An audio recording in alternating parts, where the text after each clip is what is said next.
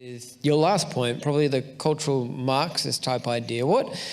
Because I feel like that kind of influences a lot of the other points that you've made in some way. I wondered if you could explain that a little bit more. How did that become prevalent, and how do we see that in some of the other things that you've just talked about? Yeah, So to explain cultural Marxism, one has to very, very briefly explain what Marxism is. And many of you might have heard of Marxism. It's also called sometimes communism, and it goes back to the philosophy of the 19th century philosopher Karl Marx. And Karl Marx had a particular view of history and society that is still with us today, except slightly tweaked, and I'll explain that. But basically for Karl Marx, society is really just a struggle between the rich and the poor. And so for Karl Marx, society is struggle between the rich and the poor. And what Karl Marx wanted to see happen was essentially a revolution take place where the cause of the oppression of the poor, which was basically the capitalist economic system. I'm not going to go into what capitalism is, but I'll just say the rich exploiting the poor, if you like. Karl Marx said the only way we're going to get to a perfect society, if you like, is if we overthrow the way we do economics, we overthrow the rich, and in a revolution, and then after that, we can have a perfect state of equality that he called, and many others at the time called, communism.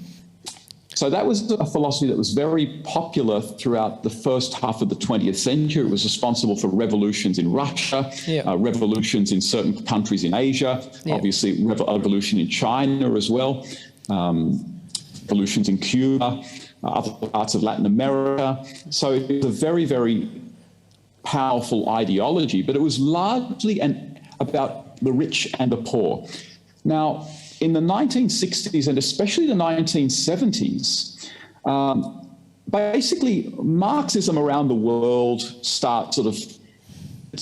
people start seeing that it's really working out that well. And so people basically start changing Marx's ideas a little bit, tweaking them and saying, well, let's not talk so much about overthrowing the capitalist economic system, even though it is oppressive and everything.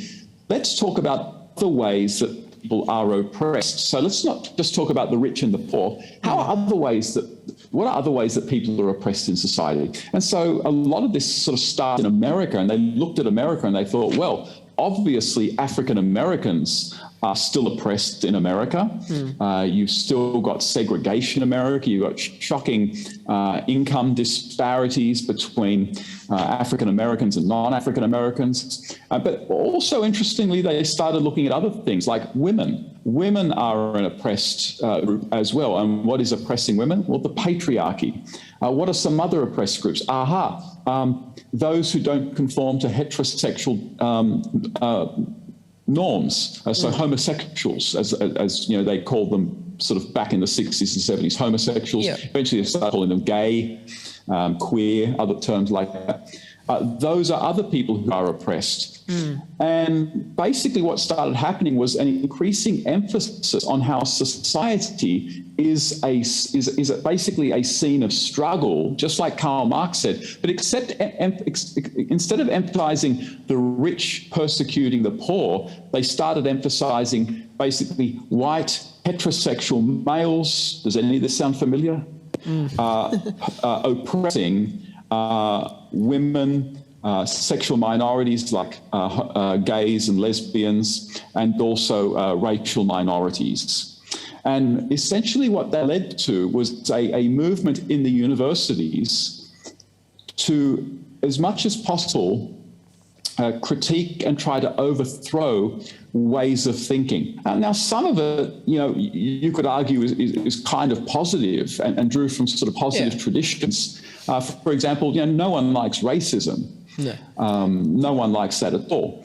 And so, there was some truth in that one, although probably Dr. Martin Luther King, his anti-racist movement was far more effective because it grounded itself not so much in a rhetoric of aggression and hatred, quite frankly, but in a rhetoric of love, because his was very much a Christian-grounded anti-segregation, anti-racism movement. But the other aspects of cultural Marxism were, okay, we've got to overthrow the way we think about sexuality.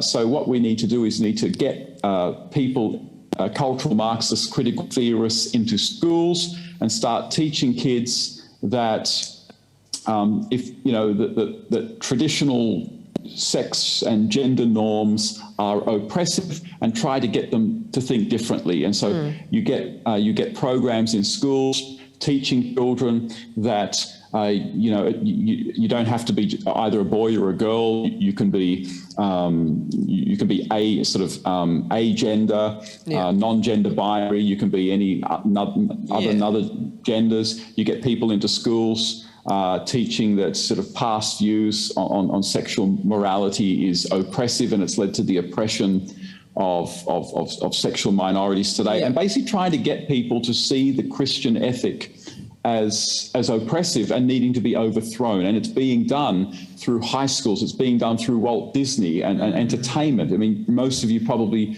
some of you might be aware that one of the highest executives in Walt Disney, a woman, came out literally days ago and said that she's got a transgender child and a pansexual child.